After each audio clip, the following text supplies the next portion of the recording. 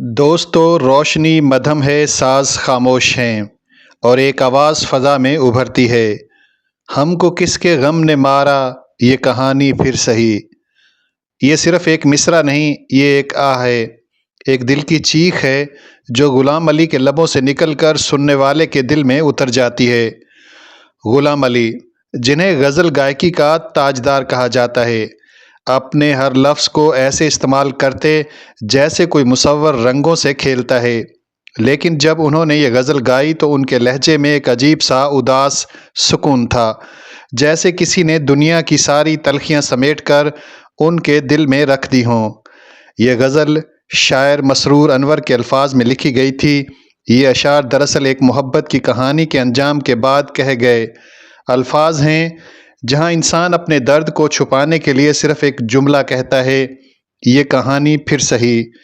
यानी अभी दिल के ज़ख्म ताज़ा हैं, अभी कहानी मुकम्मल नहीं हुई, महबूब गया ज़रूर है मगर एहसास बाकी है। ग़ुलाम अली ने जब ये अशार चुने तो उन्हें ख़ुद भी लगा कि ये उनकी फ़ितरत और आवाज़ के लिए बने हैं, लेकिन वो सिर्फ़ गाना नहीं गाते थे, वो महसूस करके गाते थे। ग़ुलाम अली का अंदाज़े गायकी क्लासिकी मौसीकी पर मबनी है। उन्होंने इस गज़ल में राग दरबारी के असरात को बड़ी नरमी से इस्तेमाल किया। उनकी आवाज़ कभी हल्की लहर की तरह बहती है, कभी किसी दर्द के धारे की तरह शिद्दत इख्तियार कर लेती है। जब वो मिसरा दोहराते हैं, हमको किसके गम ने मारा, तो ऐसा लगता है जैसे हर आशिक अपनी कहानी उनकी आवाज़ में ढूंढ लेता है। ये गज़ल सुनने के बाद अक्सर लोग खामोश हो जाते हैं, न कोई तालियां न शोर, सिर्फ़ एक खामोशी जो उस गज़ल के बाद दिल पर छा जाती है। ग़ुलाम अली की यही ताकत है कि वो सुनने वाले को सोचने पर मजबूर कर देते हैं। उनके गाने में लफ्ज़ों से ज़्यादा वक्फ़े बोलते हैं। वो खामोशी जो मिसरे के बीच आती है, वही असल दर्द बन जाती है। गज़ल के अल्फाज सादा हैं मगर इनके पीछे कहानी बहुत गहरी है। हमको किसके गम ने मारा, यानी अब ये सोचने की ज़रूरत नहीं कि किसने दुख दिया, दुख तो दे दिया, बस इतना ही काफ़ी है। ये कहानी फिर सही, यानी दिल अभी संभलने के काबिल नहीं, बात फिर कभी होगी, अभी नहीं।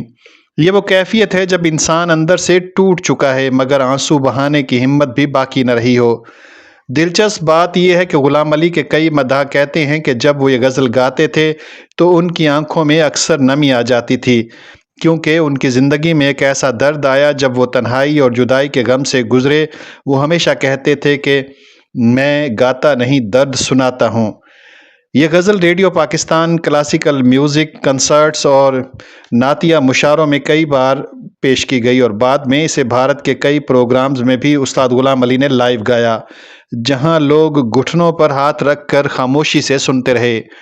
यूट्यूब पर आज भी जब कोई इस गज़ल को सुनता है तो कमेंट्स में एक ही जुमला बार बार आता है, ये गज़ल नहीं एक एहसास है। ग़ुलाम अली की आवाज़ में जब आखिरी मिसरा आता है, ये कहानी फिर सही, तो ऐसा लगता है जैसे कोई दिल थाम कर बैठ जाए, न कोई अंजाम न कोई वजाहत, बल्कि एक नामुकम्मल दास्तान जो हर सुनने वाले की अपनी बन जाती है।